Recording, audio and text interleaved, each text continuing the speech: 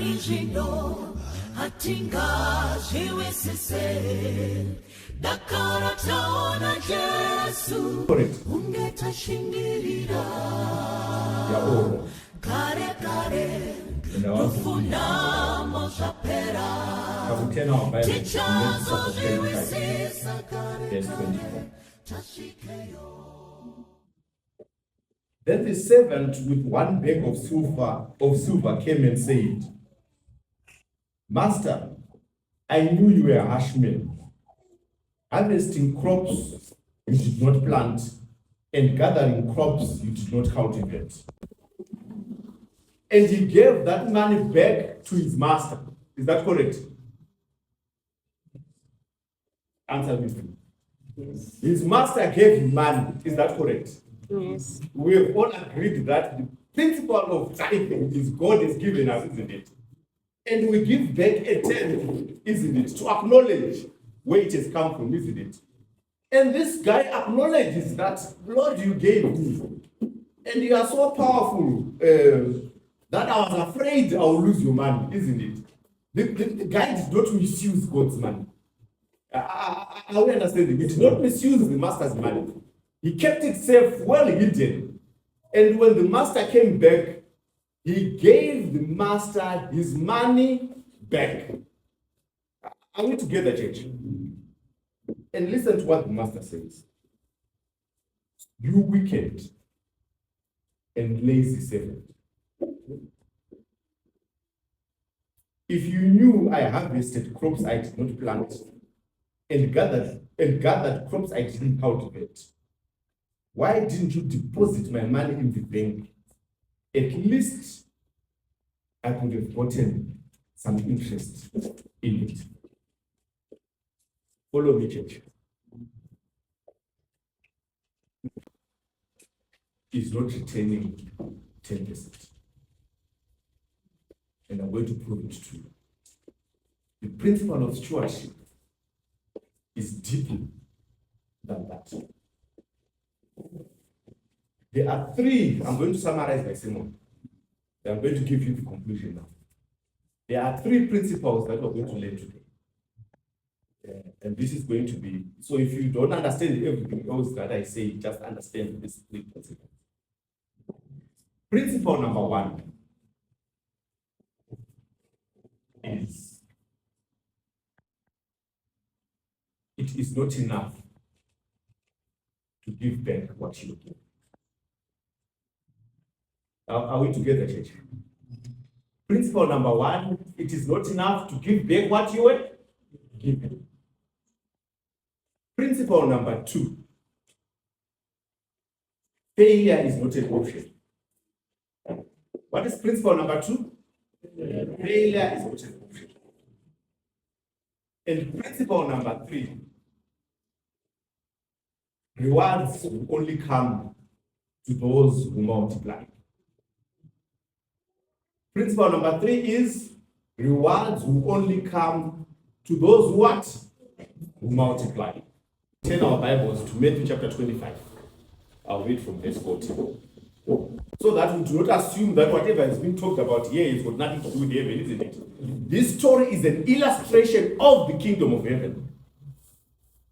By a man going away. For we know that Christ came on this earth to die for us on the cross of Calvary, and he went away, isn't it? To prepare for us a place. And he is coming back. Is that correct? He called together his servants and entrusted them his money while he was gone. Christ is not on earth today, but he has entrusted us with our God-given talents whilst he is gone. And he is coming back. Verse 15. To one he gave 5 bags of silver, 2 bags of silver to another, 1 bag of silver to the last, dividing it in proportion to their abilities. Then he left on his trip. To one he gave how many bags? To the other, 2.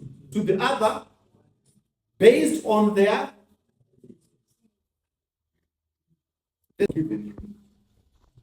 He has given you based on your ability. Our ability is the same. Some are engineers, isn't it? Others failed maths at all levels. Is that correct? You can't be an engineer if you fail maths at all levels. Others are lawyers, isn't it? Others are teachers, isn't it? Others are tradesmen, isn't it? Others are craftsmen, isn't it? They will make the most beautiful of products. God has given you a talent based on your God-given ability. And this is not to some, this is to everyone. The ability might be different, but we've all received something from God based on our abilities. So there are no exclusions, there are no excuses, there are no ifs, there are no buts. But this has been given to all. Verse 16. To the servant who received the 5 bags of silver, he began to invest the money and he earned 5 more. The servant with 2 bags of silver also went to work and he earned 2 more. I want you to understand the language of the Bible, which is one of the reasons why I chose to read this in the NLT. One was given 5, isn't it? And what did he do with the 5? You went to invest, isn't it? In modern day interpretation, I would say this guy was an investment banker, isn't it? Or a trader on the stock market, isn't it? But what did he do? He went to invest. Now listen to the guy who received 2. The one who received 2, he says he went to work and he earned 2 more. Did these 2 people do the exact same thing? One doubled their portion, isn't it? One investing, the other one working, isn't it? Again, I go back to our God-given talents. They are not the same. They are not applied the same. But the principle is we got them from God. We apply them using godly principles. And with God with us, He is there to enable us to double whatever we were doing. Whatever we are doing, whether I am cutting the grass, whether I'm a neurosurgeon, whatever it is, God has given us the power to double the portion of the talents that He's given us. So others invested, others went to work, but they all doubled what the master left. Servant who received 1 bag of silver dug a hole in the ground and he hid the master's money. After a long time, their master returned from his trip and called them to give account of how they used his money. He called them to give account. You know, there is nothing that is as difficult in this world as being called to give account.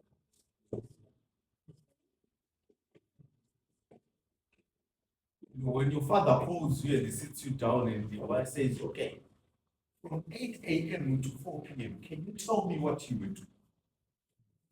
Give me an account of what you will do. You were watching TV. What would you do? The problem with giving an account is there have to be evidence, isn't it? Whatever you were doing, there have to be evidence. If you made your bed, you will go and show you that my bed is made. If you washed the car, the evidence is there that the car has been washed. If you watered the garden, the evidence is there that the plants are watered and the ground is wet. But if you watch the television, you cannot prove that you're watching television. Are you hearing me, Jake? How do you prove that you are watching television?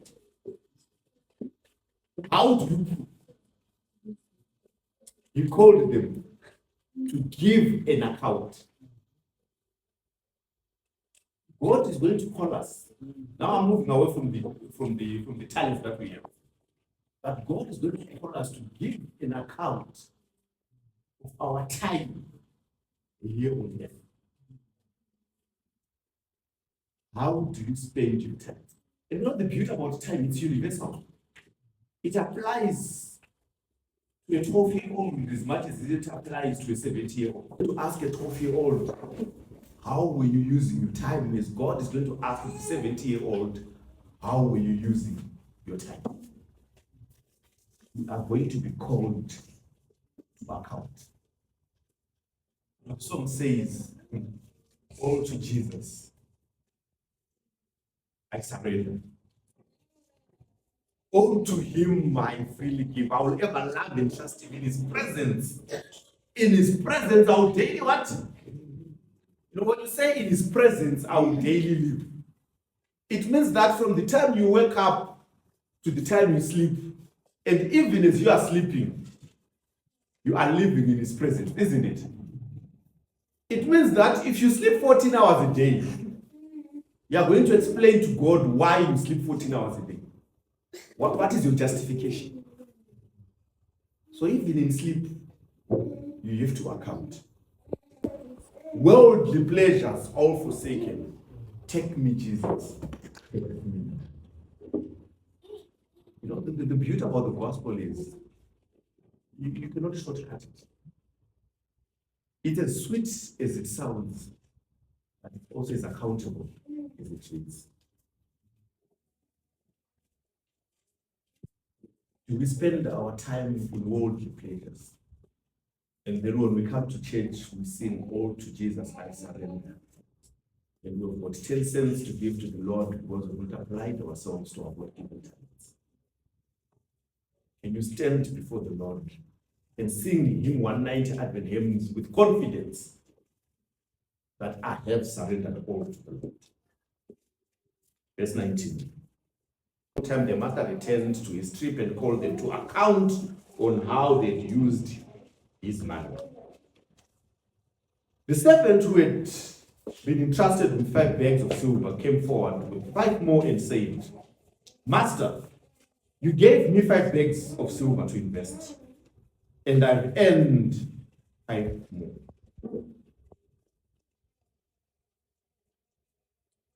And the master was full of praise. Well done, my good and faithful servant. You have been faithful in handling this small amount. So now I will give you many more responsibilities. Let's celebrate together. I want to make a profound statement.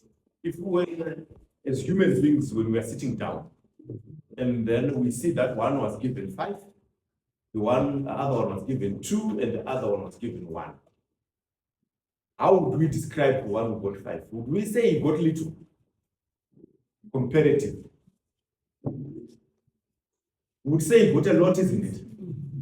Because he got 5. You know, the other one has got 2. Even if you double his 2, it's 4, it's 2 less than 5.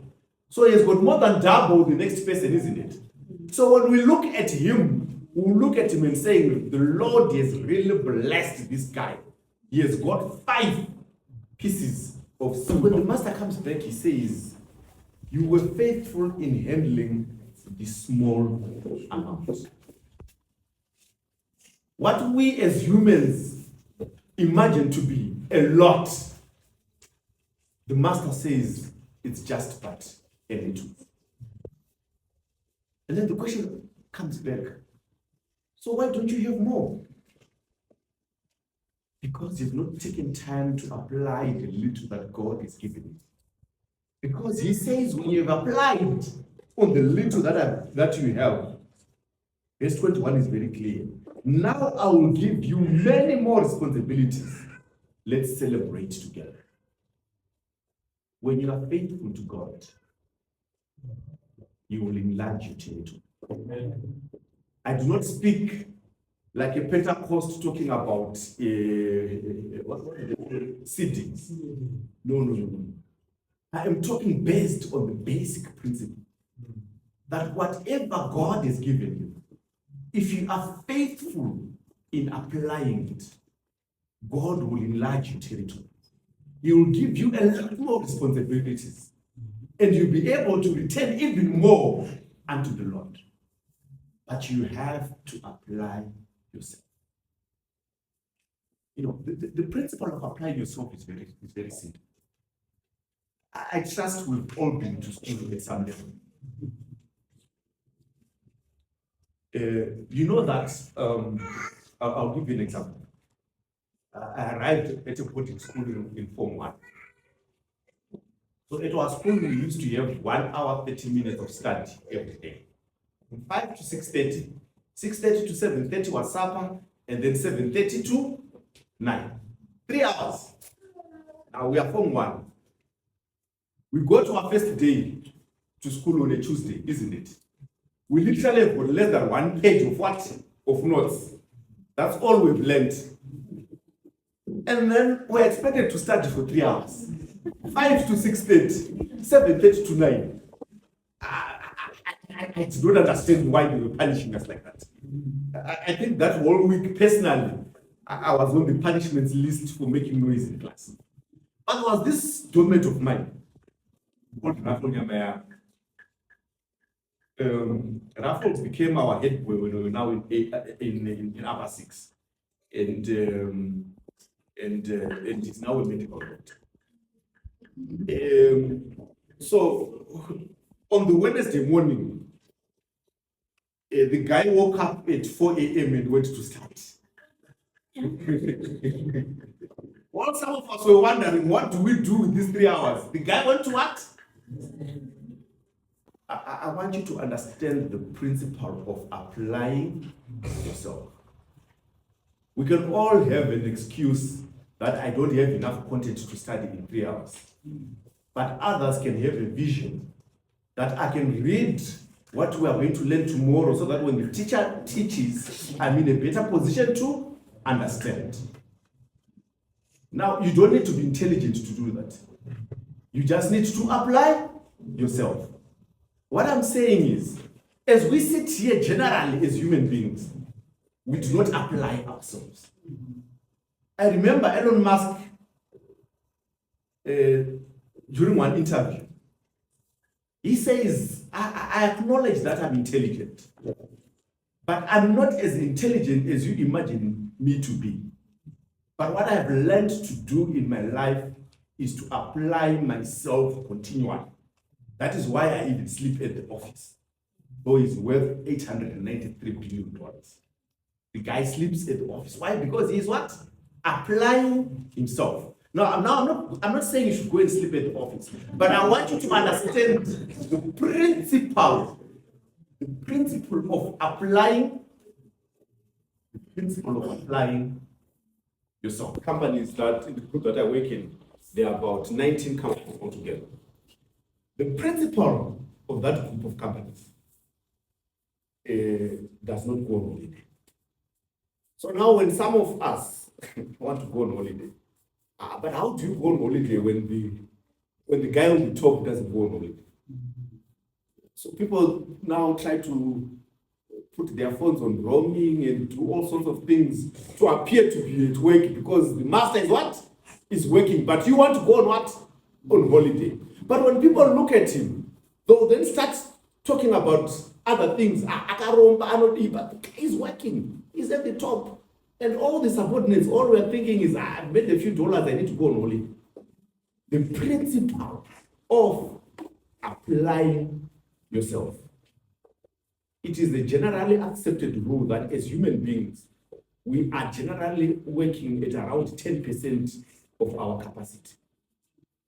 We've got another 90% to apply ourselves, and God is asking us, when I come back the second time, are you going to be able to stand before the throne of grace and be able to say, I applied myself wholly and returned according to how you had blessed me? And the master says, well done, good and faithful servant. You have been faithful in handling this small amount, so I will give you many more responsibilities. Let's go and celebrate together. I want you to look at the response that these two gentlemen received. The master said, well done to both of them. And to both of them, he said, I am going to give you many more what? Responsibilities. The master did not look that this one brought 5 more, or that this one brought 2 more.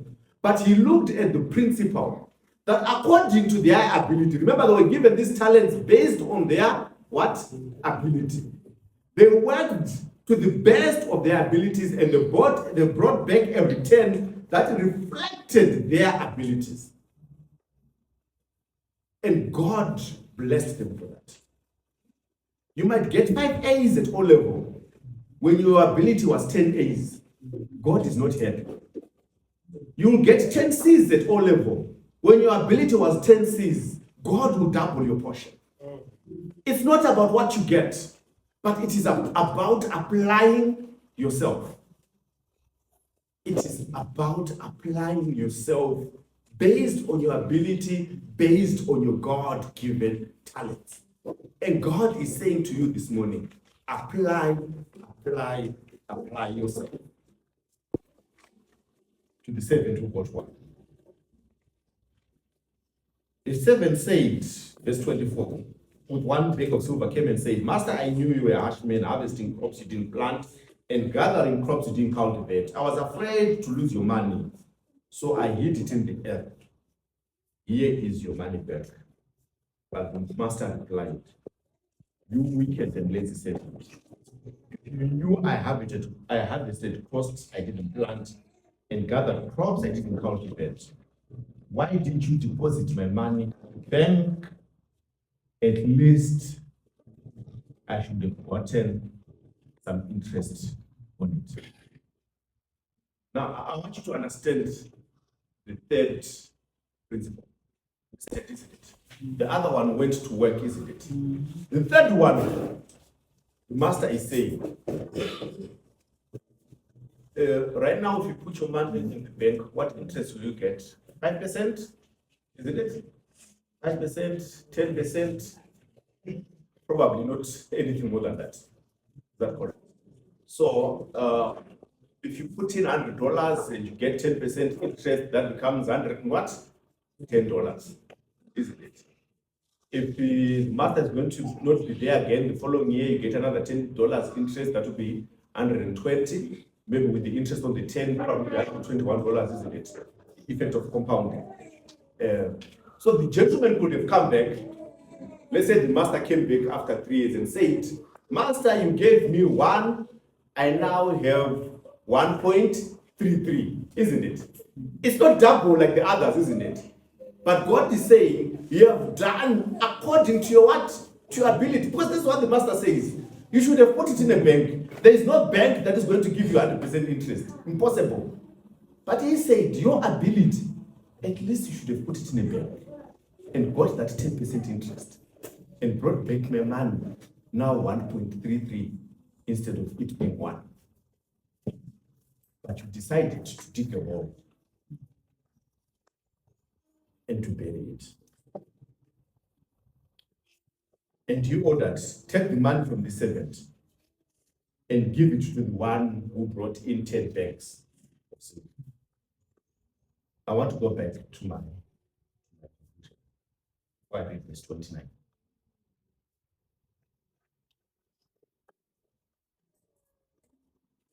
God is not expecting us to return. What God is looking for us is a people that have wholly applied their God-given talents in this world that is put there. And they'll come back to God and say, God, you gave me 5, and now I have 10, and God will give you another 50. And you apply yourself the same way. God is faithful, but we need to be faithful first before He can increase our territories. If we do not apply ourselves, we are going to continue bringing in a tithe that we think is a blessing to God, but we're just returning to Him what He gave us in the first place. God is not looking for the $100 salary that you earn, but He's looking at you and He said, after you earn that $100 salary of yours, how have you applied according to your God-given talents. To some, to double that to 200. To some, to invest that to 120. But whatever it is, God is looking for you to apply that God-given talent that you might enlarge your territory. And by enlarging your territory, you are also enlarging God's territory. So that when we return our tithes and offerings back to God, we are returning them in abundance. House of God in abundance. Not out of little, but out of people we have applied ourselves. I want to go back to our three principles. Now look at how this parable goes. There are two scenarios that were given. One were people who applied themselves and they doubled, isn't it? The other one was of a person who didn't do anything. How come nothing is mentioned about someone who invested 2, made a loss, and came back with 1? What is the parable quiet about that? They got 2. They went to work. Unfortunately, their investments did not work according to how they had planned, and they made a loss and came back with 1. But unlike the one who hid and did not make an effort, they made an effort, but they made a loss. But the parable is silent. That's option number 1. Doing nothing is not acceptable. Are we all agreed? We've got our God-given talents, and doing nothing is not what? Acceptable. The Bible is very clear that talent was taken away because he did nothing. And when we bring back our tithes after we've done nothing, God is not pleased with us. Option number 2, I said, failure is not an option. That is why it's not even mentioned. No, God doesn't waste time mentioning things that are not an option. That's why it's not even there in the story. We are the sons and daughters of a living God. We're created in the image of God. God has given us abilities to think, to analyze, to apply ourselves, to pray to Him, to ask for guidance, to ask Him to lead us as we walk. And hence, that's why God says failure is not an option. And He does not even mention it. Last part, the only option available to you and to me. Verse 29. To those who use well what they've been given, even more will be given, and they will have an abundance. But from those who do nothing, even what little they have will be taken away. God has blessed us with talents. God has blessed us with abilities. God has blessed us with the earth that we live in. And He's saying, I've given you dominion. Go and conquer. Go and apply yourself. Go and be disciplined. Whilst others are thinking that 3 hours of study is a lot, wake up at 4 a.m. and study some more. It doesn't matter that you're a Form 1. It doesn't matter where you are in life. It doesn't matter how much you have. But apply yourself with that little that you have. Be faithful that when you have applied yourself in that little, you bring all of it back to God. And God is faithful. God is faithful in giving you even much more. But when we continue to think that we can do it by ourselves, when we continue to think that we can play by our rules, we will continue to struggle. We will continue to move 2 steps forward and 3 steps back. And we will see that how come others seem as if they're being blessed? They are blessed because they apply themselves and they give back a double portion of what God has blessed them with. That's the best. The Lord will enlarge our territories. May the Lord bless the reading of His word. Amen.